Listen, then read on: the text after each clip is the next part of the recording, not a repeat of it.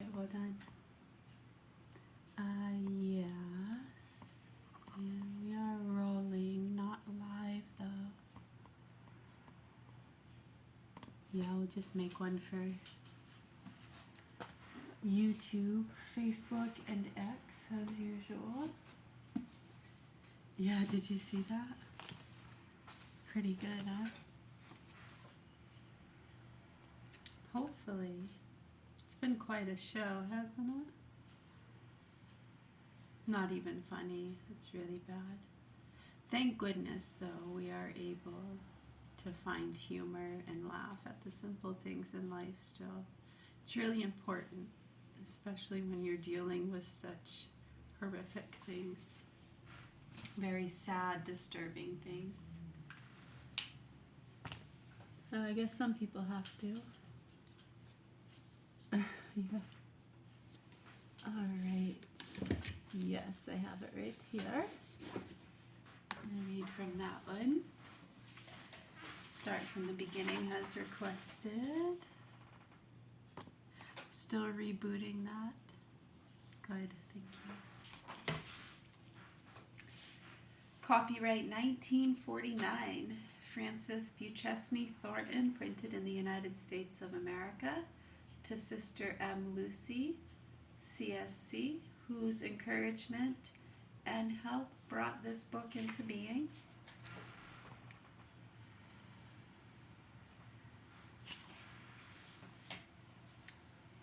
How to improve your personality by reading. Introduction. This book came into being over a number of years. The first portions of it loosely assumed something of their present arrangement in a series of lectures delivered at Edmonton, Alberta, in the winter and spring of 1946. That is in Canada, yes. Edmonton, Alberta.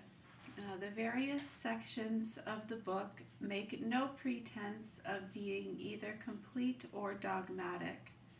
What has been aimed at in each chapter is a popular discussion of a type of writing which is hoped may stimulate the reader, especially the timid reader, toward acquainting himself with good and great literature.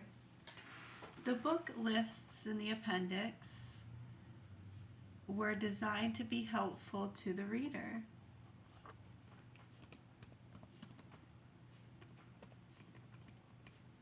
Yes, thank you. They are distinctly not meant to include all great books or even the books it is wisest to read. No author was excluded because of fear, lack of knowledge, or prejudice. This statement may save the critics considerable research and the yes but approval which seems to be the current sign of critical omniscience. One moment, I'll try to re-enter it.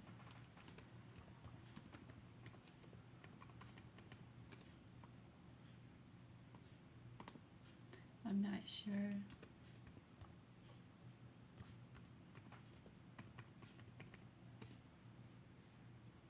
That might go. There you go. Sorry about that. Hyphens. As the poet says, let me be blamed, O Lord, in case of doubt, for things included, not for things left out. In the task of completing this book, I am grateful for the assistance of many people. The Reverend author Mac Gilveray, S.J. of Fairfield University, took some time from his own exacting labors to help me in scrutinizing and enlarging the book lists in the appendix. I am particularly grateful to him and to the Reverend James Lyons, S.J. of San Francisco University, who helped in tracing down quotations for which I lacked both verse and chapter. Paul Tracy, assistant curator of the rare books collections at the University of Texas, also gave willing and efficient help in the finding. The quotations from the Delinean lectures of Lord Dunsany. Several nuns assisted me materially in compiling the book lists. Sister Mary Lucy, CSC of St. Mary's Academy in Austin, Texas, struggled in my behalf, like the valiant woman she is, and her efforts were ably seconded by Sister M. John. She is, and her efforts were ably seconded by Sister M. John Frederick and Sister M. Hilgardard of Dunbarton College of the Holy Cross, Washington, D.C., the Holy Cross Nuns of the Holy Cross, Washington, D.C., the Holy Cross Nuns of the Holy Cross, and so on. La Joya were particularly kind during the progress of the work, especially Sister Frances Joseph. I am also signally indebted to Sister M. Michael, IHM, of Immaculate Heart College, Los Angeles, for the excellent list of readings. It was of material assistance in drawing up the book lists. My longtime friend Agnes Curran was kind enough to volunteer for the exacting task of scrutinizing the page proofs of the book. It is tedious work, and my gratitude for her atomic exactness is without qualification. Above all, I wish to thank Mr. Timothy Murphy Rowe. Without his help, I should not have been able to bring the work to such a speedy termination. I wish also to express particular gratitude to all those named in the acknowledgments. Their courtesy and generosity, which made this part of my task a memorable pleasure. It is my fond hope that this book may be of help to people who are confused by the Cold War of dust jackets. I shall try to visualize their growth in slow knowledge and the delights of reading by concluding with the amiable description of himself which Edward Lear has left us. He sits in a beautiful parlor with hundreds of books on the wall. He drinks a great deal of Marsala, but never gets tipsy at all. Francis Buchesney Thornton, Chula Vista, California, January 1949. Then it goes into further acknowledgments. Yes, who are confused by the Cold War and dust jackets. Well, anyone troubled, those of you who actually care and aren't just profiting from all the confusion and reporting, from your safe spaces wherever you are in the world. I know a lot of you are in Europe, Have you noticed that a lot of the ones who profit heavily from the donors here in Maine, Florida, Europe, Canada, a few other places, yes. Interesting. It's none of our never mind. Nobody to blame for anything. A lot of people visit the island, listers, good people, donors, marketers. People just living the life. They work hard, So we're just trying to bring awareness and understanding to what's happening here and how these things happen and how it's been protected by those layers of listers and islanders and activist groups and people just playing their revenge and drug busting games. It's cute. We can only let the chaos and ridiculous immaturity ensue for so long. The children are literally being fucked and tortured. Child and animal pornography, foreign hoax channels, it's horrible. So that's what's at the heart of what we're doing. You can try to help by the vaccines is a good route to go. That helps to expose a lot of the vaccine-injured children. That's common denominators too with a lot of the higher class cases because they target mentally ill people and those who are predisposed.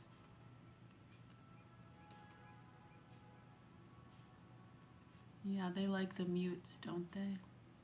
Yeah, these people are really sick. I know, when you look at the layers of people protecting them, they don't believe it because they've been involved for so long and it's all about the drug busts and getting the non-vax or whatever it is.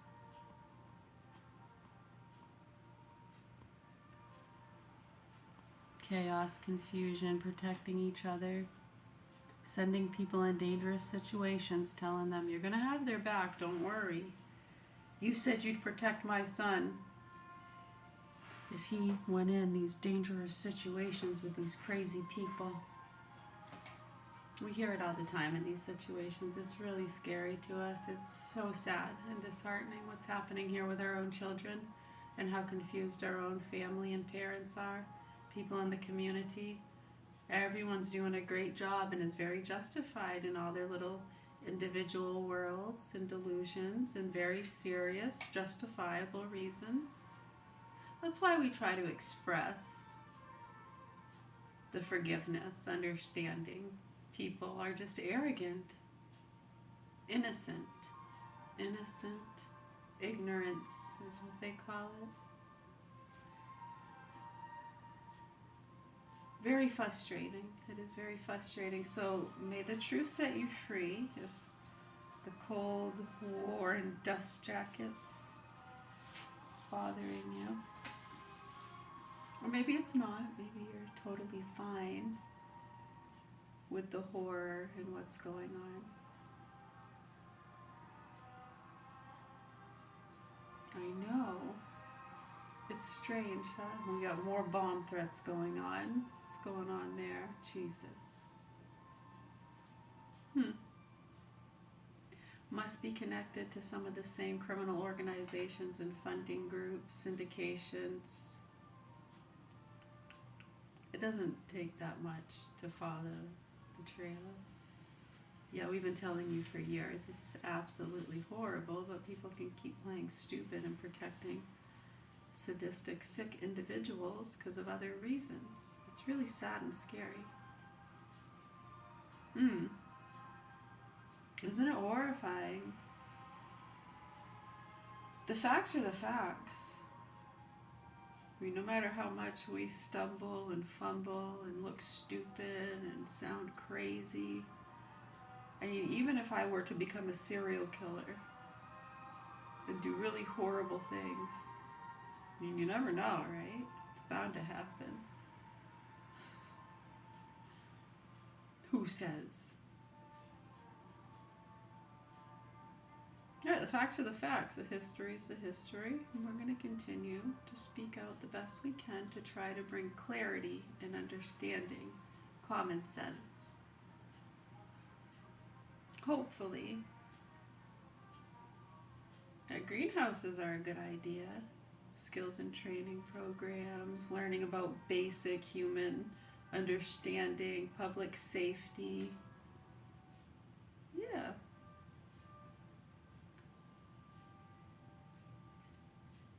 That'd be a good idea. Everyone needs housing and food. Fight the good fight. Isn't that what it's all about?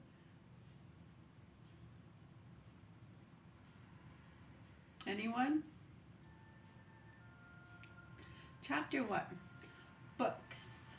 I am the owner of the sphere, of the 7 stars and the solar year, of Caesar's hand and Plato's brain, of Lord's Christ's heart and Shakespeare's strain. Emerson. You can't ignore books. They are everywhere. You go in libraries, the houses of your friends, schools, colleges, churches. They flash out at you in their flaming dust jackets. From the wide windows of the booksellers, they are discussed in circles and clubs. You hear them explained, advertised, and dramatized on the radio, and you see them at the movies. That's good. You know, whole new meaning. You see how easily the truth can set them free, right? That they can't acknowledge the truth, and they don't want to look in that mirror and accept the facts, and they usually don't. And this thing usually dies, or is so retarded and drugged up it doesn't even know what's going on either. Yeah, ask the people that have been doing this for a long time. I speak the truth, motherfuckers. Much love. Songs from books lulled you to sleep in your childhood. Books charmed you with nursery rhymes and stories. They were the dog-eared companions of your school days, the most intimate friends of your more mature years at home or college. They filled up hours of boredom and sleepless hours of the night, or days of pain in the hospital. In your old age, they will be your last sunny companions, and at your graveside, someone will read consoling words from an immortal book as you go down into the dust.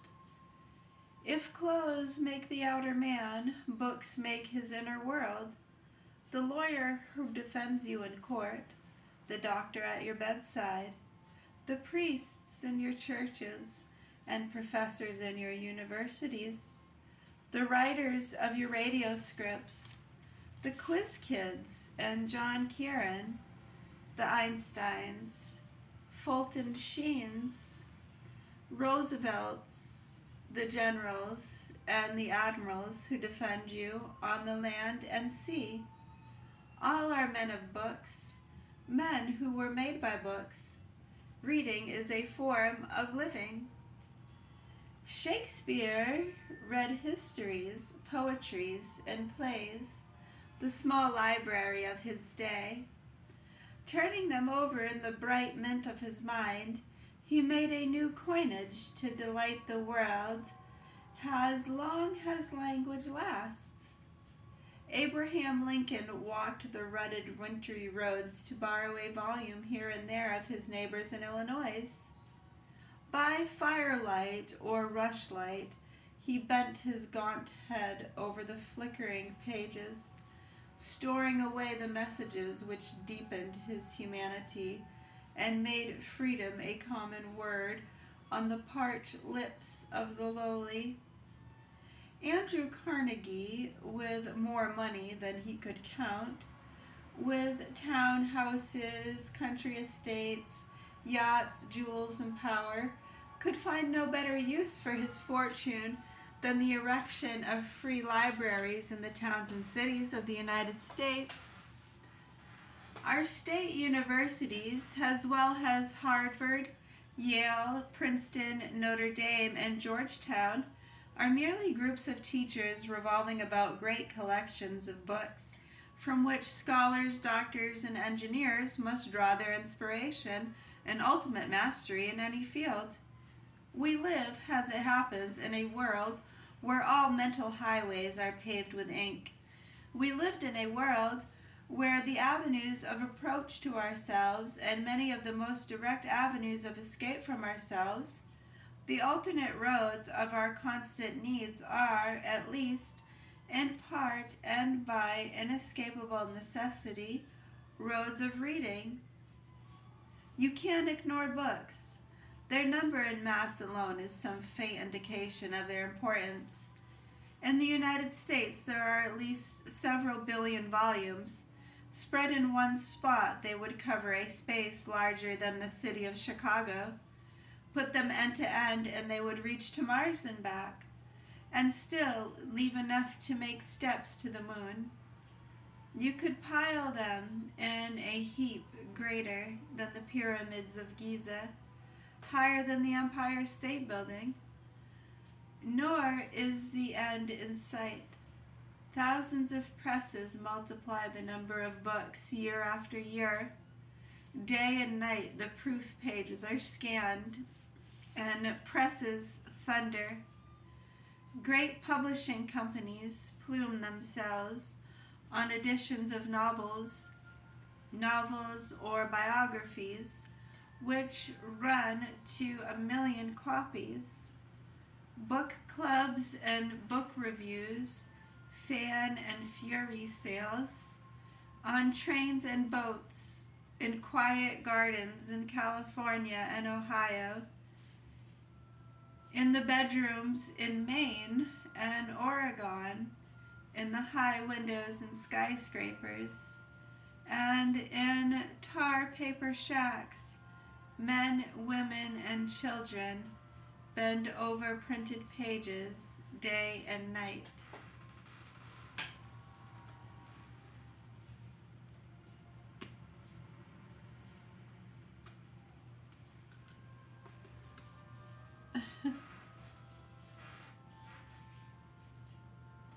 Of the making of books there is no end, said Solomon in his day. Had he lived in our times, he would have found his observation carried to insane lengths. The American people, like all nations, do much more than pay lip service to books. We house them in multi-million-dollar buildings with sham Gothic buttresses and fake Greek colonnades. In libraries, we walk tiptoe and whisper for fear of shattering the golden concentration of students or readers. We are ready to believe anything once it has been printed. To us, authors are like prophets and seers of old. In the wink of an eye, they can tell us of conditions in foreign countries. They can expose the mind of genius or the complex psychology of peoples in a few loose paragraphs of dogmatic statement. Multitudes of magazines and reviews exist for the sole purpose of glorifying books, defying authors, and making money. In such reviews, we are told how many cigarettes Joseph Conrad smoked, how Ezra Pound used to eat rose leaves and gurgle like a water jug, and how Bernard Shaw scorned the dead animals his wife ate, and how many husbands Catherine Windsor had. Books are a racket, says the cynic. Books are a gift of the gods, replies the idealist. What is the truth of the matter? Perhaps something of each statement is true. Books are a gift of the gods, but the miracle of expression in words, symbols, and the romance of printing have not yet worn thin. Comprehension of our psychology and development as a nation will possibly help us to understand the three-ringed circus of modern book vending. Originally, Americans respected the Word of God in the Bible as an inspired and holy thing. It was but a step from this belief to the further conclusion that the printed word of any kind is holy and somehow to be worshipped blindly. It need not be understood, compared, or turned over in the mind. It must be blindly accepted. As religious belief waned, these opinions became a part of our tradition. Books and authors were something to be worshipped in much the same fashion as the Word was worshipped. Our development, particularly in modern times, has accentuated these characteristics. We have been factualists and merely factualists in both education and habit. The popularity of the quiz kids and programs of complicated questions are late and perennial proofs of this. There are others. Our college programs, with their emphasis upon credits, make it possible to learn a few facts, pass a course, and then forget it. Some educators have asserted that the average college student completely loses his education within 10 years unless he reads widely. The advent of the movies and radio added the complication and noise of urban life. Added to the complication and noise of urban life.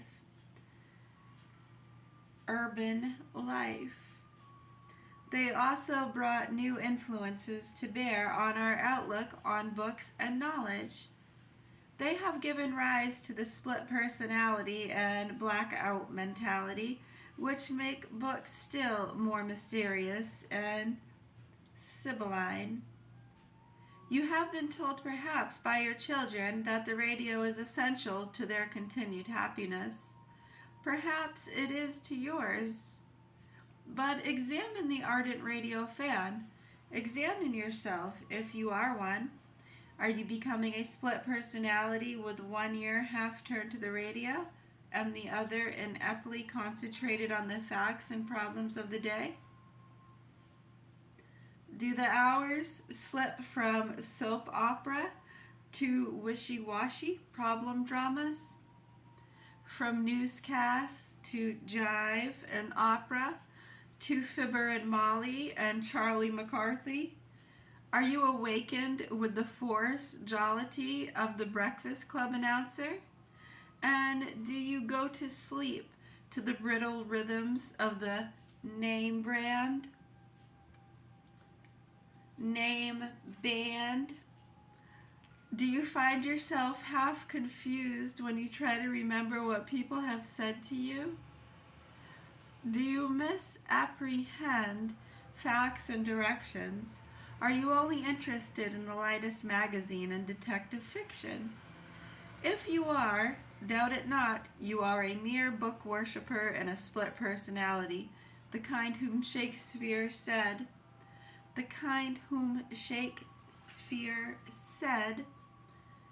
he is but a bastard of the time who does not smack of observation. And what use do you make of the movies? Are they an hour's blackout to you? Do you remember the plots and the names of the characters?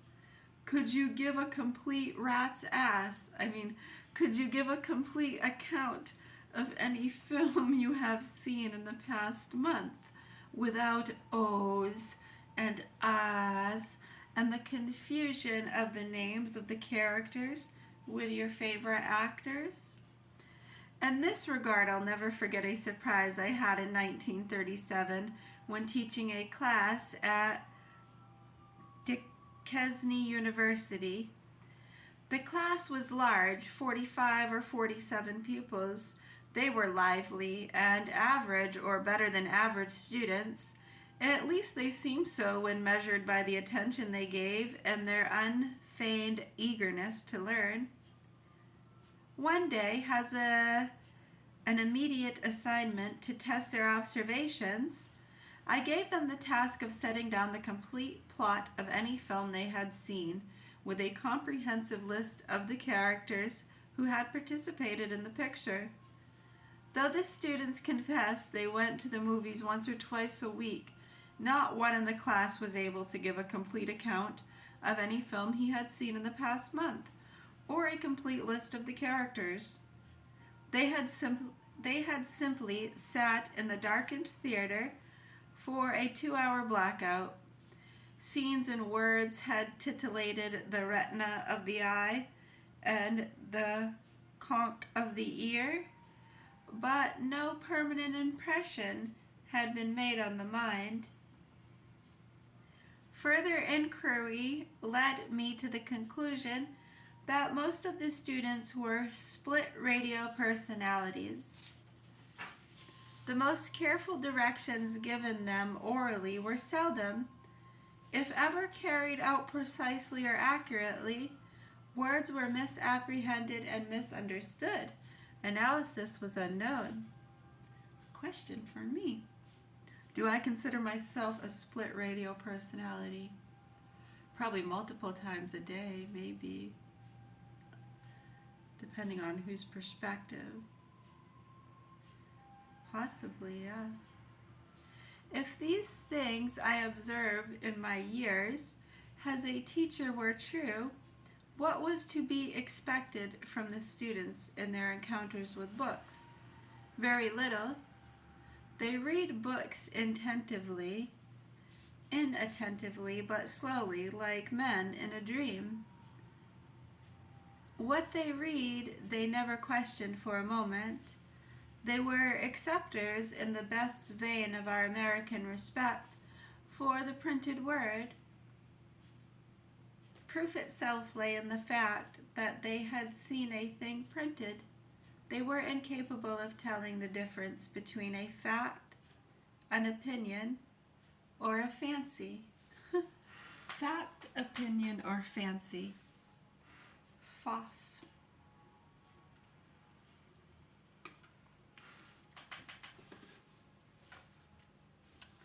Such experiences led me to inquire into the reading habits of my students. How did they read? What types of books pleased them most? About a twelfth of the class read widely, swiftly, and found books on any level or of any difficulty interesting. Of these, one half read unanalytically and without measuring facts or comparing opinions. They were, as I told them, like post office blotters which soaked up the idle markings of any hand. 11